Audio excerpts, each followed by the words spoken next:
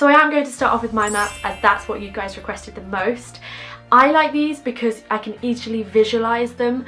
We did have a guy come into our school and teach us how to mind map, and he told us never to circle the title because apparently it blocks off all the pathways and messages. So that's just a little tip for you. So I have a thin and a thick pack of these stapler pens, but I prefer to use thin pens when I'm drawing something or if I'm writing words which aren't key terms. That way the mind map doesn't look like it's overflowing with information that I need to learn. It looks a lot more condensed and a lot more colourful as well, more vibrant, and it's easier to remember. Another thing I like to do the day before the exam or a week before the exam maybe, I'll go through my mind maps and highlight all the key terms. That way I'm just securing it in my memory, so when I look at the mind map in my brain I can see all the highlighted bits. My friends like to take the mick because I do use arrows a lot. For example, increasing interest rates, I'll just draw an arrow IR. In a case study, if something's going to take a long time to happen, I'll draw a clock, or if it costs lots of money I'll draw dollar bills or something like that. So I create my own key of drawings and then I know what they mean. I mean, it's pretty straightforward, but rather than writing social, environmental and economic impacts, I can draw a tree, I can draw people, and I can draw money. Another one of my favourite things to do is to use different fonts. So I like it when you have the double line one, or when you make it bubble writing so it stands out. If you go onto DaFont or loads of font websites online, you can just get some inspiration there and just see if you can copy them, or even use stencils if you don't trust yourself. It does take quite a while to begin with, but then you do get used to your colour schemes and your way of setting them out, and then it gets a lot easier and a lot quicker. However, I find that the extra time I spend on making my mind maps is nothing compared to the time that I get back by learning them a lot quicker, if that makes sense. What I have done in the past is gone onto Google Images and then typed in economics mind map or French mind map or music mind map or something like that, and loads come up. So you can actually use other people's mind maps, which is great because it saves you time, and then you can even add on your own annotations to it. So if you find making mind maps on paper too hard, you could possibly try that, or use Poplet, which is an online making your own mind map thing. So you don't have to draw out a perfect circle or anything like that. It does it for you computerized. That way you can just print it off. Rule number 1. Realise that learning is individual. There's this stereotype of studying taking place in complete silence in a library, and that somehow if you're not studying like that, then you're doing it wrong. But the thing to realise is that there is no such thing as the wrong way to study. If you work in a particular way and find that it works for you, then you're doing it right. Education comes from the Latin educare, meaning to draw forth. And that's exactly what studying is all about. It's not about stuffing your head full of facts. It is about making the most of your potential. And in order to do that, you have to tailor your studying. I personally work at my best in a library in silence with earplugs in, but then sometimes I don't. Sometimes I work better in an environment like a coffee shop or my college common room, where there's the sound of other people buzzing around you. If you don't know what works best for you, then experiment. Try working in different environments. Try working with music, without music, with friends, on your own. Once you find a way that works for you, stick with it. Think about where you work at your best, so bedroom, coffee shop, library, wherever, but also when you work at your best. Again, personally, I prefer to work on new material and theory in the morning and then practice in the afternoon, but that varies from subject to subject.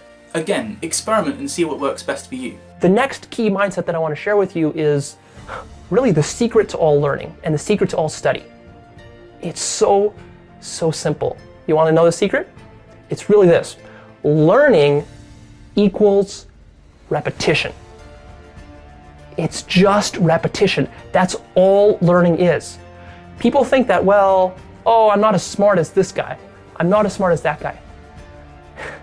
There's little smarts that are actually required for learning. Learning is really dumb. Learning is just repetition, brute force repetition, again and again and again and again and again. If you repeat something enough times, your brain is going to learn it no matter what, even if you're the worst student. This was the key thing that I discovered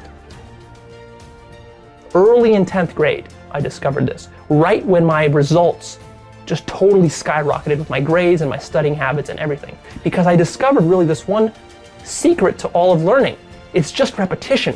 I literally discovered that my brain can learn anything. I can memorize anything, any quantity of things, any complexity of things I could memorize just through study. And now, study is not something that you just do to memorize stuff. So it's not about memorization. To me, I don't really care about memorizing things. That's not important. But what is important is, first of all, you are tested on a lot of memorization skills in school, so that's just part of the school system, as imperfect as it is. So that will help you with getting amazing grades.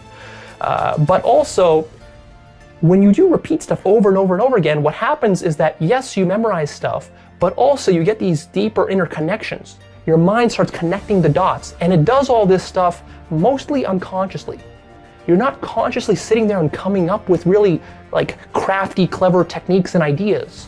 What's happening is that you're just immersing yourself in the field of study, and you're repeating things again and again and again and again and again, and your mind just can't help making those interconnections for you, and that process is actually really enjoyable. Average student can only really pay attention for about 25 to 30 minutes, and this goes across the board from lectures to reading to studying. After about 25 to 30 minutes, your efficiency starts to really taper off, and that's why the advice to simply study more is not effective at all. Instead, you want to break your study sessions into about 20 to 30 minute chunks, and after those are done, take 5-minute breaks where you do something fun or at least away from your studies. And also, once your study sessions are done for the entire day, you want to give yourself a real tangible reward for doing it. As Dr. Lobdell says in lecture, reinforcement of positive things builds good study habits, and as an added benefit, you're training yourself to study. So as you keep doing this, you're going to be able to study for longer and longer on each session. How do you learn faster?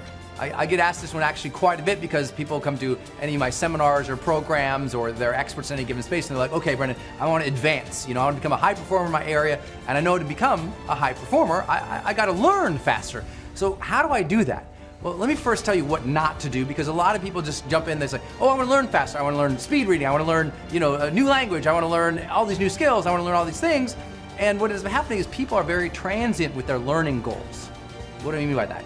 I mean, they're kind of phony about it. They really don't want to learn. They say, I'd like to learn this, I'd like to learn that. Someday I'd like to learn this, someday I'd like to learn French, someday I'd like to learn how to do photos, some days I'd like to blog, someday I'd like to do video, and they never actually learn it, because learning doesn't happen someday. It has to happen consistently, and that's the thing. If we're really going to get to the point where you learn something faster, we have to approach learning itself differently. It can't be these one-off little goals of little things we want to learn. That doesn't work for people. They don't stay consistent, just like people don't stay consistent on a diet if just their goal is to lose 5 pounds. There has to be a broader vision for who they are and what they want to be about and what they want their life to be about if they're going to stay on a diet. Same thing for learning. If you're going to stay on a learning habit, then you have to have a bigger vision for yourself. So let's start with this conversation. If you want to learn something faster, you must first and foremost know the connection between what you want to learn and your dream life, your real lifestyle that you want to have. I tell people all the time, like, don't just come up with things you want to learn, because guess what? We want to learn everything. By human build, we are curious animals. We're deathly curious. I mean, we are literally the curiosity killed the cat sort of society right now. Everyone wants to learn 50 new things immediately, but no one ever learns anything. Why? Because it's not real for them. It's a transient desire. If you want to become a great learner, it has to be attached to a dream life of yours, a true lifestyle that you see for yourself. Let me give you an example. Lots of people say, I'd like to learn some French.